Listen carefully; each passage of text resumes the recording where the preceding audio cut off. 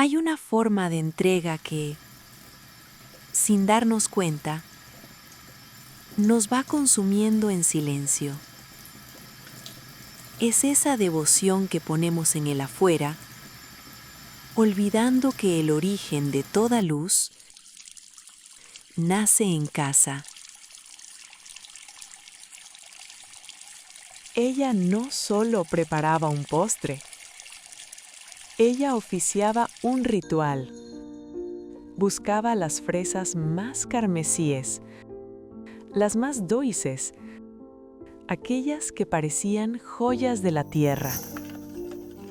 Batía la crema hasta que sus manos se cansaban, buscando esa textura perfecta que solo el esmero puede alcanzar.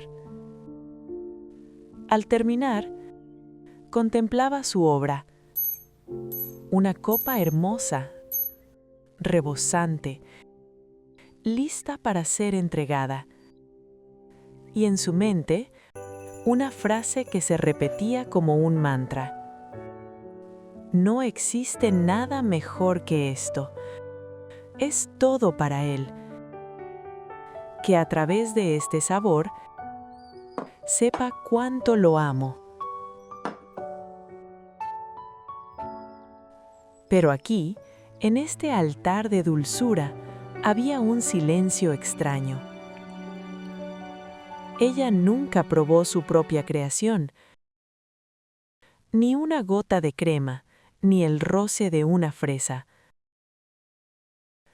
En su mente, el sacrificio era la medida de su amor.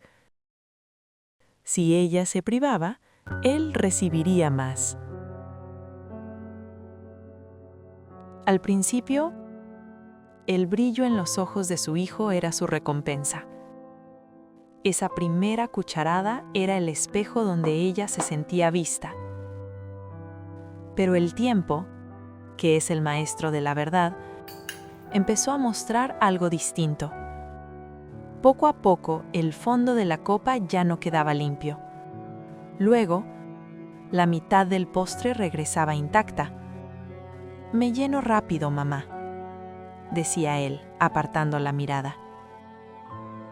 El esmero se convirtió en angustia. La motivación en una depresión silenciosa. Cada fresa que se quedaba en el plato era para ella un trozo de su corazón rechazado. ¿Qué estaba fallando? ¿Acaso no era suficiente su entrega? Un día, con el alma rota y la voz quebrada, le preguntó: ¿por qué ya no lo comes?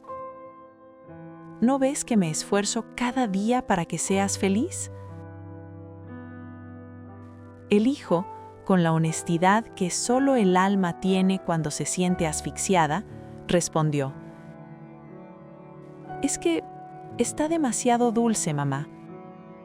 Me empalaga. Algo tan simple, algo tan humano.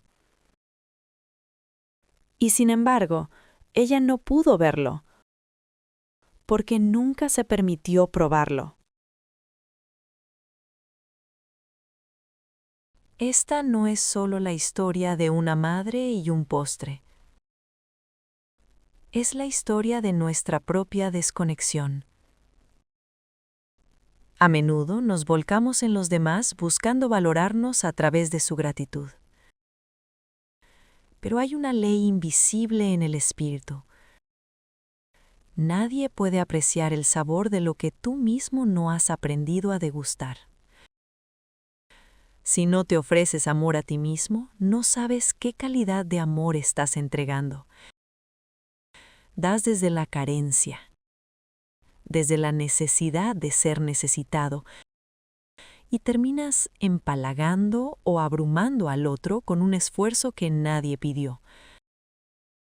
Porque en el fondo, ese esfuerzo es un grito de auxilio de tu propio ser. El amor no es sacrificio.